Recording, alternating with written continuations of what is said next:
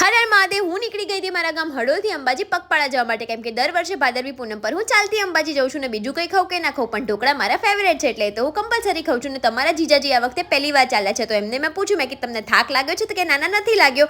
એમ કરીને થોડી વાર આરામ કર્યો ને પછી જય અંબે કરતા હું ને મારું આખું ગ્રુપ અમે લોકો ચાલવા લાગ્યા. થોડા આગળ ગયા ને બધા કે આરામ કરવો છે, તો સરસ મજાનો થેપલા કેમ્પ હતો, ત્યાં અમે લોકો થોડી વાર બેઠા ને પછી ફરીથી ચાલ્યા. તો અમે લોકો પહોંચી ગયા હતા રતનપુર ચોકડી પર આવેલા ફેમસ જય જલિયાણ સેવા કેમ્પમાં. ને મમ્મી પપ્પા છે ગામડેથી અમને લોકોને એક્ટિવા પર મળવા આવ્યા હતા, તો મમ્મી પપ્પા સાથે થોડી વાર બેઠા, એમની સાથે વાતચીત કરી અને પછી એમને ટાટા બાય બાય કરીને અમે લોકો બહાર નીકળ્યા. તો માના ભાવિક ભક્તો આવ્યા હતા માની 52 ગજની ધજા લઈને, તો માની ધજાના દર્શન કર્યા. ને અહીંયા માની એટલી મસ્ત મૂર્તિ હતી કે હું તો બસ માવડીને જોતી જ રહી ગઈ. એટલું બધું ચાલ્યા પછી આવી ગયો તો હવે ત્રિશુળીઓ ઘાટો, જેને જોઈને ભલભલાના ફાફા પડી જાય. તો જય અંબે કરતા કરતા ને ગરબા ગાતા ગાતા અમે લોકોએ આખો ઘાટો ચડી લીધો. તો અહીંયા પહોંચીને મેં 2 રકાબી ચા પીધી, કેમ કે આઈટીઆઈ કેમ્પની ચા તો મારી બહુ ફેવરિટ છે. ચા પીધા પછી મને એટલી એનર્જી આવી ગઈ કે હું તો ગરબા કરવા લાગી. સવારે 6 વાગે નીકળ્યા હતા ને રાતના 12:30 વાગે તો અમે લોકો સિંહ દ્વારે પહોંચી ગયા હતા.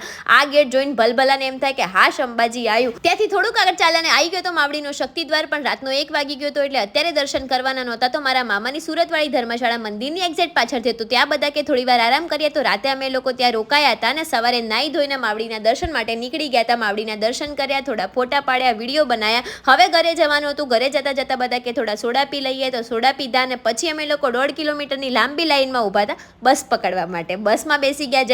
જય અંબે કરતા કરતા અમે લોકો દાતાની બસમાં બેસી ગયા. ત્યાંથી ગામડે આવી ગયા અને બાઇક પર બેસીને અમે લોકો ઘરે આવી ગયા. મળીએ નેક્સ્ટ વ્લોગમાં. હર હર મહાદેવ. જય અંબે.